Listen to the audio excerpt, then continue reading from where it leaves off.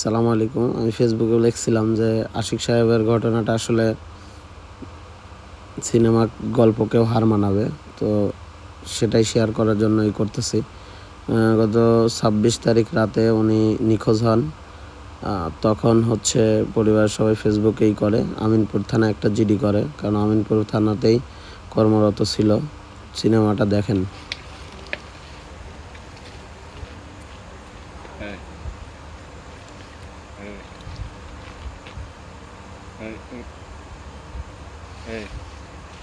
বাড়িতে ফোন দে তোর অ্যাকাউন্টে ৩ লাখ টাকা নিতে বলো, নগদ বিকাশ কি আছে?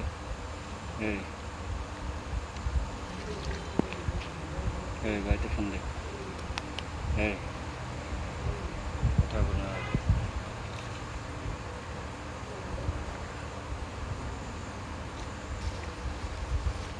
করে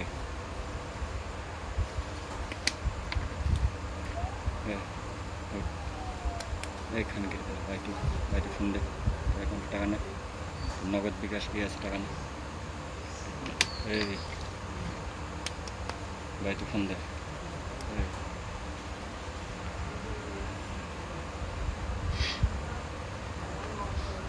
ভাই আমার আর নেই কিছু ভাই, তোরা আমাকে ছেড়ে দে ভাই, ভাই আমাকে ছেড়ে দে ভাই।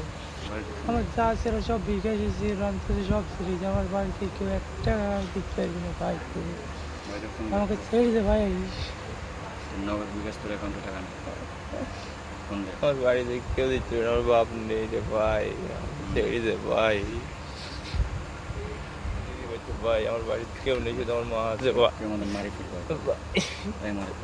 তাড়াতাড়ি দিতে বল, তোর অ্যাকাউন্টে টাকা নেই, জিন্দা মাটি মালটা নিয়ে যেতে।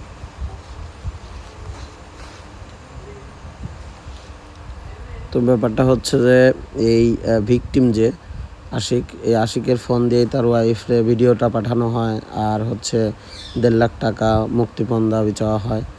তো এরা আসলে খুবই প্রফেশনাল ছিল। এরা বিভিন্ন শুধু চ্যাটিং করছিল, অন্য কোনো সিম ব্যবহার করে নাই।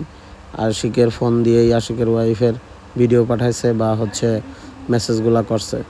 তো তারা এক ধরনের খুব ওভার কনফিডেন্ট ছিল যে তাদের হ্যাক করতে পারবো না বা ধরতে পারবো না।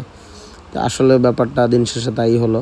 পাবনা থেকে মানে প্রশাসনের হেল্প নেওয়া হয়েছে, পুলিশ সুপার থেকে শুরু করে পুলিশের সব ঊর্ধ্বতন কর্মকর্তাই পাবনা জানে, র্যাবে জানানো হয়েছে। আসলে সেরকম কোনো ফলপ্রসূ রেজাল্টই হয় নাই। পরবর্তীতে টাকার অ্যামাউন্টটা কম ছিল বিধায় ১.৫ লাখ টাকা মুক্তিপণ পাঠায় দেওয়া হয়। পাঠায় দেওয়ার পরে তাকে হচ্ছে আপনার পাবনা বেড়াতে আর কি নামায় দিয়ে যায়, নামায় দিয়ে মেসেজে ইনফর্ম করে যায়।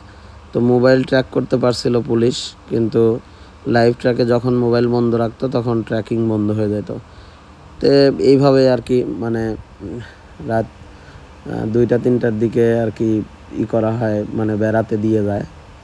তো তখন পুলিশ সাজাদপুর পর্যন্ত গেছিলো, তো ট্র্যাকিং বন্ধ ছিল। পরে বেড়া থেকে ভিকটিমরে যখন নামায় দেয় তখন ভিকটিমের ফোন অন করে দেয়। দেখেন, শোনেন কি বলে। এদের কয়জনকে চেনেন আপনি?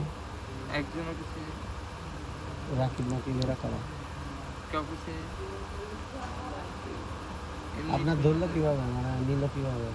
প্রথমে হয়েছে কি, একটা মুরব্বী মানুষ এসছে আমার কাছে, ওইগুলো একটা নাম্বার তুললো, ফোনের নাম্বার তুললো, মধ্যে এই নাম্বারে কল দিল। ওখান থেকে আমার শুরু, উনি পেস আমি ঘুরতে আছি। কেন? আল্লাহ জানে।